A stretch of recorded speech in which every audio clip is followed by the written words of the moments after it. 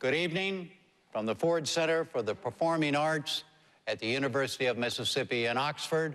I'm Jim Lehrer of the NewsHour on PBS, and I welcome you to the first of the 2008 presidential debates between the Republican nominee, Senator John McCain of Arizona, and the Democratic nominee, Senator Barack Obama of Illinois.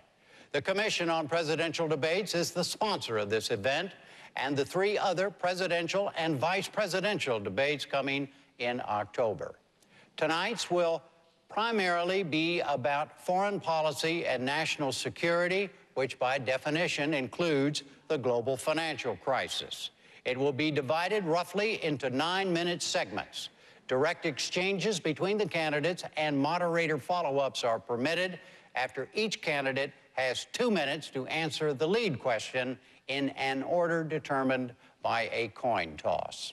The specific subjects and questions were chosen by me. They have not been shared or cleared with anyone. The audience here in the hall is promised to remain silent. No cheers, no applause, no noise of any kind, except right now as we welcome Senators Obama and McCain.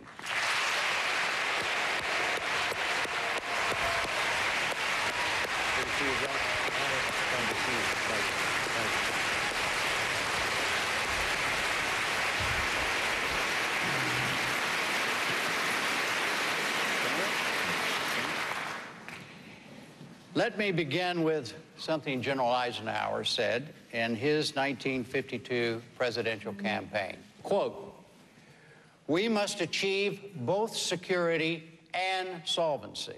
In fact, the foundation of military strength is economic strength," end quote. With that in mind, the first lead question. Gentlemen, at this very moment tonight, where do you stand on the financial recovery plan? First response to you, Senator Obama, you have 2 minutes. Well, thank you very much, Jim, and thanks to the Commission and the University of Mississippi Ole Miss for hosting us tonight. I can't think of a more important time for us to talk about the future of the country. We are at a defining moment in our history. Our nation is involved in 2 wars, and we are going through the worst financial crisis since the Great Depression. And although we've heard a lot about Wall Street, those of you on Main Street, I think, have been struggling for a while, and you recognize that this could have an impact on all sectors of the economy. And you're wondering, how's it going to affect me? How's it going to affect my job? How's it going to affect my house? How's it going to affect my retirement savings or my ability to send my children to college? So we have to move swiftly, and we have to move wisely. And I've put forward a series of proposals that make sure that we protect taxpayers as we engage in this important rescue effort.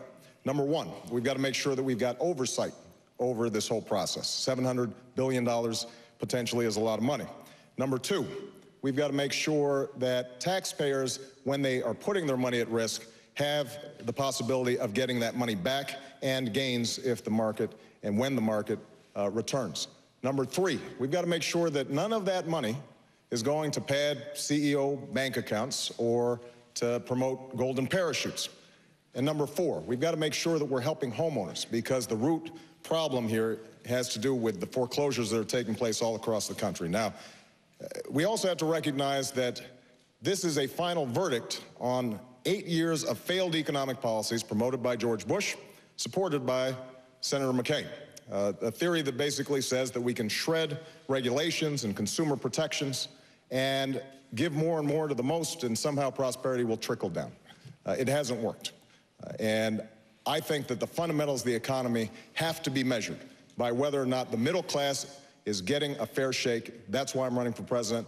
That's what I hope we're going to be talking about tonight. Senator McCain, 2 minutes. Well, thank you, Jim, and thanks to everybody. And I do have a sad note tonight. Senator Kennedy is in the hospital. He's a dear and beloved friend to all of us. Our thoughts and prayers go out to the Lion of the Senate. I also want to thank the University of Mississippi for hosting us tonight. And Jim, I've been not feeling too great about a lot of things lately, so have a lot of Americans who are facing challenges. But I'm feeling a little better tonight, and I'll tell you why. Because as we're here tonight in this debate, we are seeing, for the first time in a long time, Republicans and Democrats together sitting down, trying to work out a solution to this fiscal crisis that we're in. And have no doubt about the magnitude of this crisis. And we're not talking about failure of institutions on Wall Street. We're talking about failures on Main Street and people who will lose their jobs and their credits and their homes if we don't fix the greatest fiscal crisis probably, certainly in our time. And I've been around a little while. But the point is, we have finally seen Republicans and Democrats sitting down and negotiating together and coming up with a package. This package has transparency in it. It has to have accountability and oversight. It has to have options for loans to failing businesses rather than the government taking over those loans. It has to have a package with a number of other essential elements to it. And yes, I went back to Washington, and I met with my Republicans in the House of Representatives, and they weren't part of the negotiations, and I understand that. And it was the House Republicans that decided that they would be part of the solution to this problem. But I want to emphasize one point to all Americans tonight. This isn't the beginning and the end of this crisis. This is the end of the beginning if we come out with a package that will keep these institutions stable. And we've got a lot of work to do. And we've got to create jobs. And one of the areas, of course, is to eliminate our dependence on foreign oil.